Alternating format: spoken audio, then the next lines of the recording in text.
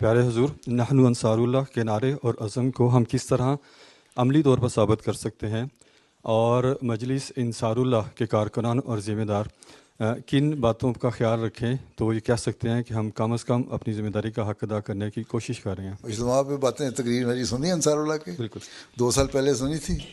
اس پہ نان انصار اللہ کی نفس میں نے کہا تھا، کیا کہا تھا؟ تو ٹھیک ہے، اللہ تعالیٰ کا اگر خوف ہے، پہلے بھی میں کہہ چکا ہوں یہی اس بات میں، اگر اللہ تعالیٰ کا خوف ہے اور اللہ تعالیٰ کی رضا کی خاطر آپ کام کر رہے ہیں تو نان انصار اللہ بن جائیں گے. نہیں تو صرف نعرہ ہے، کھوکھلے دعوے ہیں اور کچھ بھی نہیں ہے. پھر دوسرے لوگ جو ہیں، جو دوسری قومیں جو ہیں، عرب ہیں، افریقن ہیں، جو ترقی کریں گے آگے، وہ آگے لے جائیں گے. تو آپ لوگ اپنے آپ کو سمجھتے ہیں کہ ہم کیونکہ پاکستانی اوریجن کے ہیں اس لیے ہمارا کوئی حق بن گیا. کوئی حق نہیں. نان انصار اللہ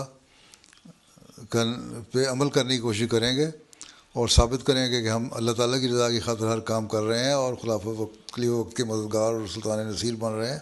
تو اللہ تعالیٰ برکت ڈال دے گا آپ کے کاموں میں. نہیں تو ٹھیک ہے، جماعت تو ترقی کرے گی لیکن آپ کو اٹھا کے باہر پھینک دے گا اللہ تعالیٰ. ٹھیک ہے، اس لیے خدا کا خوف کر کے ہوئے نان انصار اللہ پہ غور کرو اور عمل کرو. عمل دیکھو اپنے کیا ہیں، خود اپنا جائزہ لیں. کسی نے کیا جج کرنا ہے؟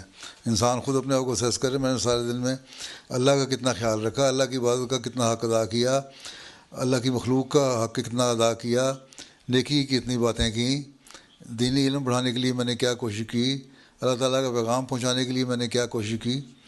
تو نان انصار اللہ بن جائیں گے. اور اگر نہ عبادت کی طرف توجہ ہے، نہ تبلیغ کی طرف توجہ ہے، نہ دینی علم بڑھانے کی طرف توجہ ہے، نہ اپنے گھریلو معاشرے میں حسن سلوک کرنے کی طرف توجہ ہے، نہ آپس میں بھائی کا بھائی چارہ قائم کرنے کی، اعلیٰ اخلاق بنانے کی طرف توجہ ہے تو پھر نان انصار اللہ کیا ہوا ہے. آپ تو پھر کٹے ہوئے گوشت کی طرح ہیں جس کو کاٹ کے باہر پھینک دیا جائے گا. ٹھیک ہے، اس لیے یہ کوشش کریں. جزاک اللہ.